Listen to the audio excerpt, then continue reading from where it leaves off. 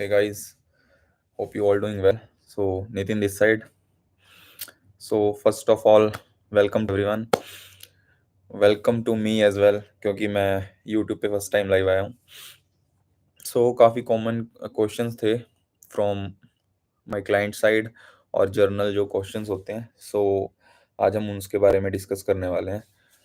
सो हम एक एक करके क्वेश्चंस पिक करते हैं और लेट्स सी.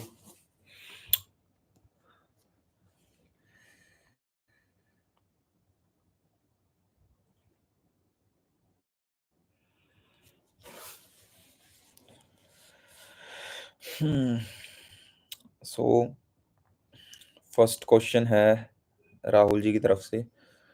सो उनका क्वेश्चन है,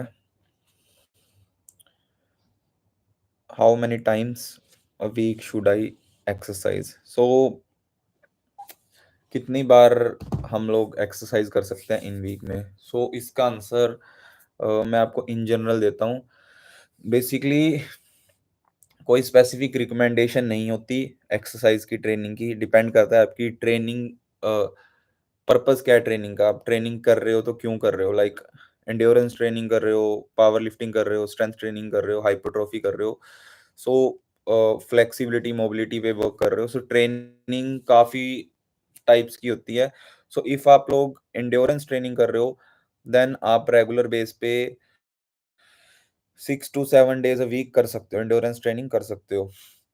आप पावर लिफ्टिंग कर रहे हो, पावर लिफ्टिंग कैन बी आप कर सकते हो अराउंड 3 to 4 डेज, बिकॉज उसमें मसल जॉइंट्स की मूवमेंट्स बहुत होती है, लोड ज़्यादा होता है. तो 2-3 दिन आप स्ट्रेचिंग और मोबिलिटी पे वर्क कर सकते हो. इफ़ आप हाइपरट्रॉफी कर रहे हो, सो सी हाइपरट्रॉफी में अगर मैं आपको बोलूँ, हाइपरट्रॉफी में आपकी ओवरऑल वॉल्यूम और फ्रीक्वेंसी मैटर करेगी. अगर आप में से कोई बिगिनर है तो वो 3 से 4 दिन वर्कआउट कर सकता है. और कोई इंटरमीडिएट है या एडवांस लेवल के जो एथलीट्स हैं या जो फिटनेस मॉडल्स होते हैं वो हो, तो आप 5 to 6 डेज भी ट्रेनिंग कर सकते हो. बट पर्सनली मेरी रिकमेंडेशन रहती है 5 डेज. 6 डेज भी कर सकते हो, बट अगेन इसमें डिपेंड करता है आप मसल क्या ट्रेन कर रहे हो, कितनी वॉल्यूम में ट्रेन कर रहे हो. कई लोगों के पास टाइम कम होता है तो वो हाई वॉल्यूम में हाई इंटेंसिटी के साथ हफ्ते में 3 बार ट्रेनिंग करते हैं. या काफ़ी मेरे क्लाइंट्स हैं जिनको मैं वीक में 2 या 3 बार ही ट्रेनिंग करवाता हूँ. और जिनके पास टाइम होता है उनको 5 to 6 डेज भी हम ट्रेनिंग कर सकते हैं. तो बेसिकली इसमें क्या है कि हाइपरट्रॉफी में हमें हमारी बॉडी को रेस्ट की ज़रूरत है, बिकॉज़ जब हम मसल ब्रेक डाउन करते हैं तो उसको रिकवर करने में टाइम लगता है. और रिकवरी जब तक हम मसल को रेस्ट नहीं देंगे तब तक रिकवरी नहीं होगी. Rest in the sense sleep अच्छी होनी चाहिए. मसल को दोबारा हमने ब्रेक डाउन नहीं करना है. लाइक सपोज करो आज मैंने बाइसेप ट्राइसेप एक्सरसाइज लगाई है, देन अगेन मैं एक दिन बाद बैक की एक्सरसाइज लगा रहा हूँ तो अगेन मेरे बाइसेप यूज हो रहे हैं. तो जो एक दिन पहले मैंने एक्सरसाइज लगाई थी वो अभी तक रिकवर नहीं हुई है, तो आज मैं फिर लगा रहा हूँ वो फिर ब्रेक डाउन हो रही है. तो कहीं ना कहीं इसको हम ओवर ट्रेनिंग भी बोल सकते हैं. सो डिवाइड करके आप कर सकते हो, वॉल्यूम को डिवाइड करके. अगर आप किसी स्पेसिफिक मसल पार्ट पे फोकस कर रहे हो, तो अगर आप एडवांस लेवल के हो, आपकी सारी ओवरऑल बॉडी ग्रोथ अच्छी है, बट आप फिर भी स्पेसिफिक किसी मसल पार्ट पे फोकस कर रहे हो, देन आप 6 डेज भी वर्कआउट कर सकते हो. सो इसका सिंपल आंसर यही है.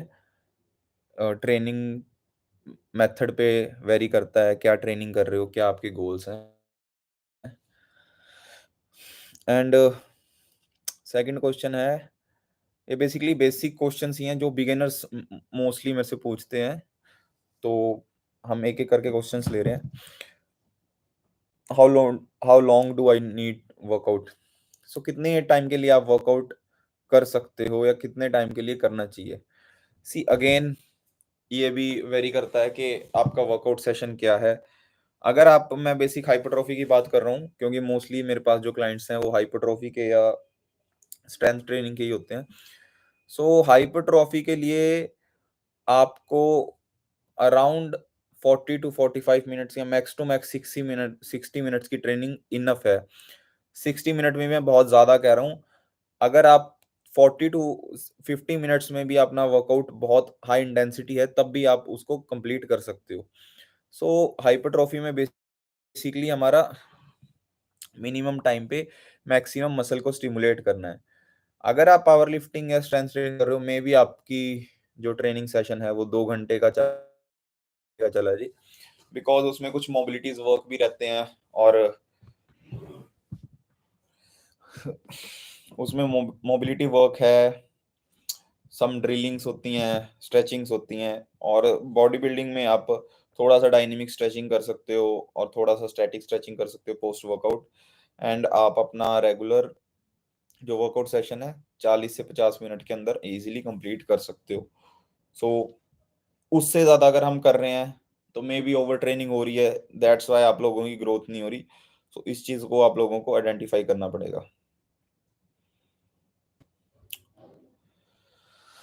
थर्ड क्वेश्चन है, वार्म अप और कूल डाउन के लिए क्या एक्सरसाइज़ेज़ करनी चाहिए या कोई स्पेसिफिक एक्सरसाइज़ेज़ है? सो वार्म अप और कूल डाउन के लिए कोई ऐसे स्पेसिफिक एक्सरसाइज़ेज़ नहीं है। बिफोर वर्कआउट जब आप वर्कआउट कर रहे हो, कई लोग ट्रेडमिल्स पे, अगर किसी को स्ट्रेंथ ट्रेनिंग कर रही हैं, कई लोग पहले ट्रेडमिल पे चले जाते हैं वार्म अप होने के लिए या हीट अप होने के लिए।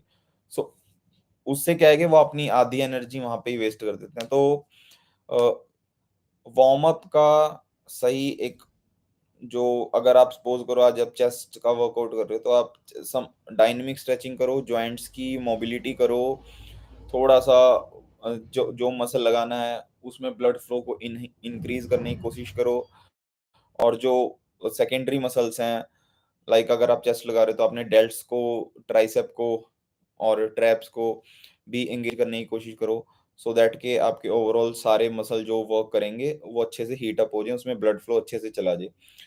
एंड पोस्ट वर्कआउट आप स्टैटिक स्ट्रेचिंग कर सकते हो। Static stretching can be done by your workout partner, और आप खुद भी सेल्फ स्टैटिक स्ट्रेचिंग भी कर सकते हो। काफ़ी स्ट्रेचिंग है। उसके ऊपर मैं एक स्पेसिफिक वीडियो अपने यूट्यूब चैनल पे डालूँगा। आई आई विल ट्राई कि मैं नेक्स्ट मंथ से मिनिमम हफ्ते की 1-2 वीडियोज़ डालूँ। सो बाकी आप यूट्यूब पे जाके स्टैटिक स्ट्रेचिंग सर्च भी कर सकते हो, उससे आपको पता चल जाएगा।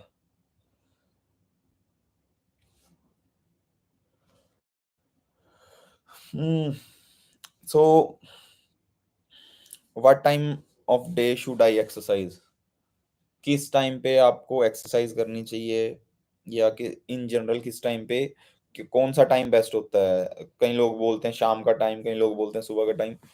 सो बेसिकली कोई स्पेसिफिक टाइम नहीं होता ट्रेनिंग का। ट्रेनिंग आप किसी भी टाइम कर सकते हो। जब आपको फील हो, आपके अंदर एनर्जी है, आप अपना 100% दे सकते हो, आप उस टाइम वर्कआउट के लिए जाओ। जब आपको पता है आपके पास टाइम है, आप इजीली अच्छे से वर्कआउट सेशन अपना कंप्लीट कर सकते हो, काम काम हो के, कोई जल्दबाजी नहीं है, कोई डिस्ट्रैक्शंस नहीं है, उस टाइम पे वर्कआउट के लिए जाओ। कई लोग सुबह अर्ली जाते हैं बिकॉज उस टाइम डिस्ट्रैक्शंस नहीं होती हैं, और उसके बाद सारा दिन काम होता है। कई लोग लेट नाइट भी करते हैं, इवनिंग में भी करते हैं, कई लोग दोपहर को भी करते हैं। मैं पर्सनली दोपहर को करता हूँ। सो डिपेंड करता है आप लोगों की एनर्जी किस टाइम है। कोई भी एक स्पेसिफिक टाइम की ज़रूरत नहीं है, किसी भी टाइम वर्कआउट कर सकते हो। बेसिकली ओवरऑल वीक में आपने क्या क्या ट्रेनिंग की है वो मैटर करता है, किस टाइम पे की है वो उतना मैटर नहीं करता है। How do I stay motivated always? So motive देखो, मोटिवेशन और डिसिप्लिन में फ़र्क होता है। मोटिवेशन टेम्परेरी होती है, डिसिप्लिन परमानेंट होता है। डिसिप्लिन एक स्किल होती है जिसको हमें डेवलप करनी पड़ती है ओवर द टाइम। अब मैं अगर आपको अपनी पर्सनल बताता हूँ, मैं कभी डे 1 से इतना डिसिप्लिन्ड था नहीं, या मैं डे 1 से इतना मोटिवेटेड नहीं था कि मेरे को बहुत कुछ करना है, या मेरे को एक बॉडी बिल्डर बनना है, या कुछ भी एक्स वाई जेड, कोई जो भी, मतलब आज मैं अचीव कर चुका हूँ और कर रहा हूँ, मैंने कभी डे 1 पे ये चीज़ नहीं सोची थी। बट द थिंग इज़ के डे 1 से 2 साल, 3 साल जो जर्नी है वो कैसी गई है। उसमें आप ये नहीं बोल सकते कि मैं सारा साल ही मोटिवेटेड था या मैंने सारा साल ही ट्रेनिंग की है। बट हाँ, मेरा डिसिप्लिन था कि ये काम अगर इस टाइम पे करना है तो वो करना है। उस टाइम इतनी नॉलेज नहीं होती थी, तो मतलब ये लगा के चलो हम ब्लाइंडली वो काम करते थे। एक एक्सपेक्टेशन होती थी कि हाँ, बॉडी अच्छी ग्रो कर रही है, अच्छा रिज़ल्ट आ रहा है, तो ये चीज़ ओवर द टाइम डेवलप होती है। 6 महीने किया, 6 महीने हो सकता है मेबी हमने उतना कंसिस्टेंसी से नहीं किया, उसके बाद ग्रेजुअली इंक्रीज़ किया। काफ़ी मेरे साथ मेरे फ्रेंड्स वर्कआउट के लिए जाते थे, उसके बाद धीरे-धीरे सबने ड्रॉप करना स्टार्ट कर दिया। मैं अकेला रह गया, तो मैं फिर भी अकेला जाता था, मैंने किसी का साथ नहीं देखा। तो ये डिसिप्लिन होता है, वो ओवर द टाइम बिल्डअप होता है, और वो एक बार बिल्डअप हो गया, वो आपकी लाइफ़स्टाइल बन गया, तो आप लोगों के लिए ये चीज़ बहुत ईज़ी बन जाती है, इन फ्यूचर इस चीज़ को कैरी करना। सो मोटिवेशन कभी लॉन्ग टर्म सस्टेन नहीं करती है। हो सकता है अगर आप मेरा लाइव देख रहे हो तो आप लोगों को मोटिवेशन मिल जाए सो इज़िली, ये चीज़ पॉसिबल है, बट ये शॉर्ट टर्म है। जब तक आप मेरी वीडियो देख रहे हो, उसके आधे घंटे तक ये चीज़ पॉसिबल है। देन उसके बाद क्या? उसके बाद फिर आपको कोई डिस्ट्रैक्ट करेगा। मेबी हो सकता है आपको कोई डिमोटिवेट भी करे, आपके पेरेंट्स, आपके फ्रेंड्स, कि आप नहीं कर सकता, कुछ भी एक्स वाई ज़ेड रीज़न, आपके एग्ज़ाम। सो मोटिवेशन परमानेंट कभी नहीं रहती है। सो मोटिवेशन के पीछे मत भागो। ये सीखो कि हमें स्किल कैसे डेवलप करनी है, हमें डिसिप्लिन कैसे लेके आना है। डिसिप्लिन रखो, कंसिस्टेंट रहो। 100% कोई नहीं दे सकता है, ना मैं दे सकता हूँ, ना आप दे सकते हो। बट एट लीस्ट कंसिस्टेंट रहो। अगर अगर एक दिन हमने कम भी कर लिया, बाकी दिन हम सही कर रहे हैं, तो एक दिन इतना काउंट नहीं होगा। बट हमने सारा दिन अच्छा कर लिया, सारे वीक अच्छा कर लिया, हमने 3 दिन स्किप कर दिया, उसके बाद हम हमारी कंसिस्टेंसी ब्रेक हो जाती है। सो इस चीज़ का ध्यान रखो। मोटिवेशन के पीछे मत भागो। शॉर्ट टर्म मोटिवेशन ठीक है, आपको मन कर रहा है कि हाँ, कुछ किसी की मोटिवेशनल वीडियो देखनी है, मोटिवेशनल स्पीच सुननी है, then you can listen easily. उस टाइम पे सुनो। सम टाइम लाइक जब मैं प्रेप पे होता हूँ, तो मेरे को वीडियोज़ देख के मोटिवेशन आती है, और शॉर्ट टर्म के लिए मेरे को पता है वो चीज़ शॉर्ट टर्म के लिए है। मैं उसे शॉर्ट टर्म के लिए ही एक्सेप्ट करके चलता हूँ। क्योंकि मन नहीं होता, एनर्जी नहीं होती, बट फिर भी वर्कआउट तो करना है। उसके लिए खुद को पुश करने के लिए हाँ, हम मोटिवेट नहीं रह सकते।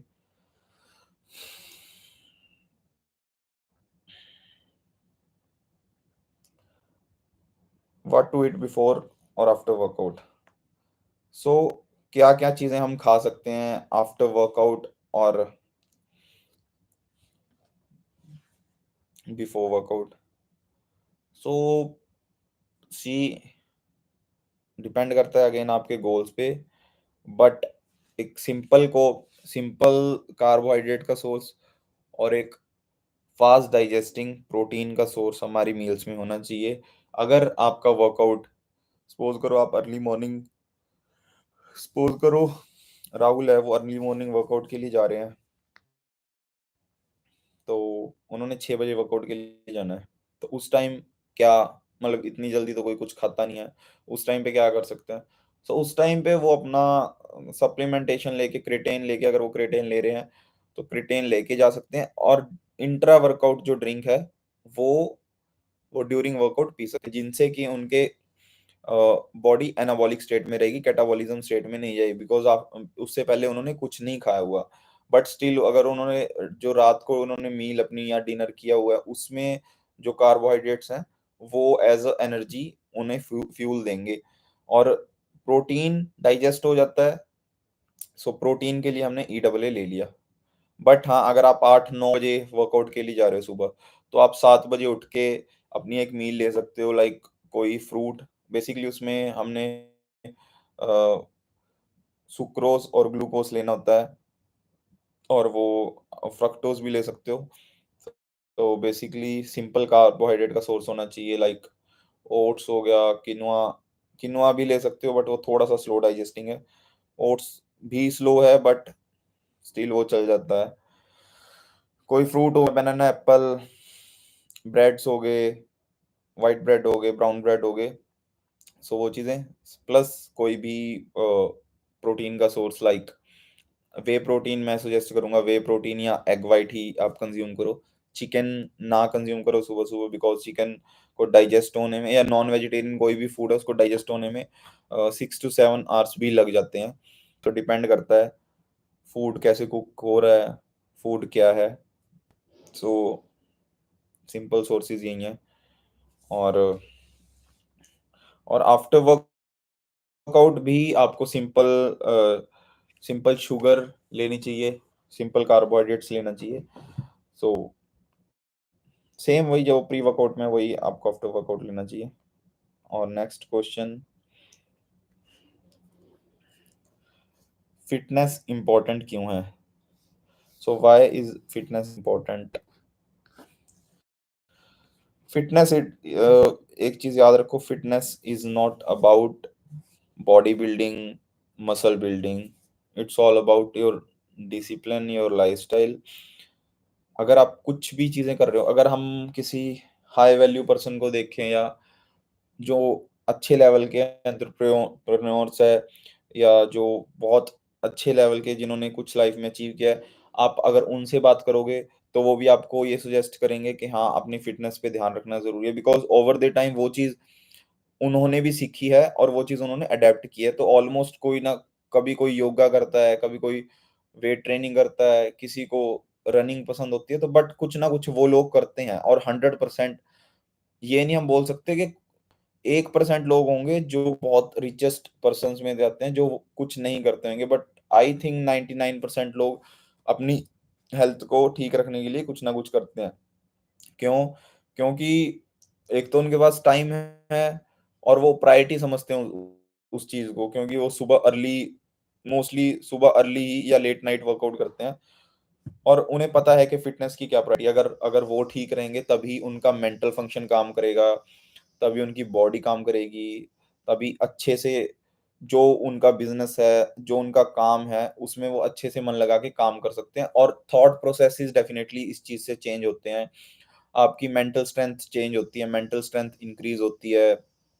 लोग आजकल क्या करते हैं, बॉडी पे फिजिकल वर्क तो करते हैं बट मेंटल वर्क नहीं करते। मेंटल लेवल पे सबकी लाइफ में स्ट्रेस है, जब से सोशल मीडिया आया है, या काम की वजह से स्ट्रेस है, बट उस पे हम वर्क नहीं करते। तो जब हम वर्कआउट, कोई भी हम वर्कआउट करते हैं, तो वो डोपामाइन रिलीज करता है, सेरोटोनिन रिलीज करता है, एड्रेनल रिलीज करता है, जिससे कि हमारी बॉडी में कुछ ऐसे हॉर्मोन्स हैं जो रिलीज होते हैं, गुड हॉर्मोन्स हम उसे कह सकते हैं, जिससे कि हमारा माइंड भी रिलैक्स होता है। और जितना वो रिलैक्स होगा, उसकी थिंकिंग एबिलिटी ज़्यादा इंक्रीज होगी।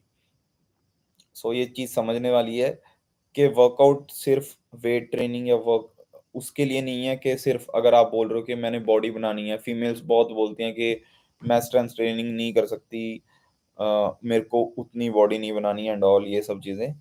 बट उनको ये चीज़ समझनी पड़ेगी, स्ट्रेंथ ट्रेनिंग से बॉडी नहीं बनती। बॉडी बनती है ओवर द टाइम, जब आप प्रोग्रेस करते हो, आप डाइट में क्या ले रहे हो, और कि आपका एंड गोल क्या है। वेट वेट उठाने से कभी भी बॉडी नहीं बनती है। डेफिनेटली मसल ब्रेक डाउन होता है, बट उससे आप ये नहीं बोल सकते कि अगर आपने 3 महीने वेट ट्रेनिंग किया, 1 साल वेट ट्रेनिंग किया, आप एक एक बड़े लेवल के बॉडी बिल्डर, या फीमेल में जो फिजिक मॉडल होती हैं, वो ऐसे बन जाओगे। वो कभी भी पॉसिबल नहीं है। सो उस चीज़ को टाइम लगता है, और वो एक डिफरेंट ही अप्रोचेस होती हैं। सो वेट ट्रेनिंग ज़रूरी है, स्ट्रेंथ ट्रेनिंग ज़रूरी है, हमारे मसल को स्ट्रेंथ देने के लिए, हमारी मेंटल स्ट्रेंथ को इंक्रीज करने के लिए। मसल माइंड कनेक्शन बनता है हमारा, मेंटल एबिलिटी बहुत स्ट्रांग होती है, हमारे ऑर्गन्स अच्छे से वर्क करते हैं। सो दैट्स वाई ट्रेनिंग बहुत ज़रूरी चीज़ है। So again, how does fitness affect mental health? जो चीज़ मैंने आपको बताई, मेंटल हेल्थ के लिए फिटनेस बहुत ज़रूरी है। सो इसमें यही है कि कहीं न कहीं मेंटल हेल्थ हमारी फ़िटनेस से रिलेटेड है। अगर हमारी हेल्थ ठीक है, हमारी बॉडी, अब सपोज़ करो अगर हम सिक हो गए, तो हम उतना सोच भी नहीं सकते हैं। अगर मैं सिक होता तो मैं लाइव सेशन नहीं करता, और मे बी हो सकता है मेरा थॉट प्रोसेस बिल्कुल ही डल हो जाता और मैं लाइव सेशन ना कर पाता। बिल्कुल पॉसिबिलिटी है, बिकॉज़ सोचने की एबिलिटी कम हो जाती है, हॉर्मोन्स काम करना बंद कर देते हैं, कम प्रोड्यूस होते हैं। सेल्स अच्छे से रिकवर नहीं होते। तो उस टाइम पे हमारा मेंटल जो थॉट है, वो हमारी बॉडी को रिकवर करने में लगाता है कि हमारी बॉडी जल्दी से जल्दी रिकवर करे। सारा फ़ोकस हमारी बॉडी को रिकवर करने में लगता है। बट अगर हमारी हेल्थ ठीक है, हमारे सारे ऑर्गन्स अच्छे से काम कर रहे हैं, हमारे सेल्स अच्छे से रिकवर कर रहे हैं, तो हमारा काइंड ऑफ माइंड हम बोल सकते हैं एक तरह से फ्री रहता है और वो अलग-अलग चीज़ें डिस्कवर, एक्सप्लोर करने में हेल्प करता है कहीं न कहीं हमारी।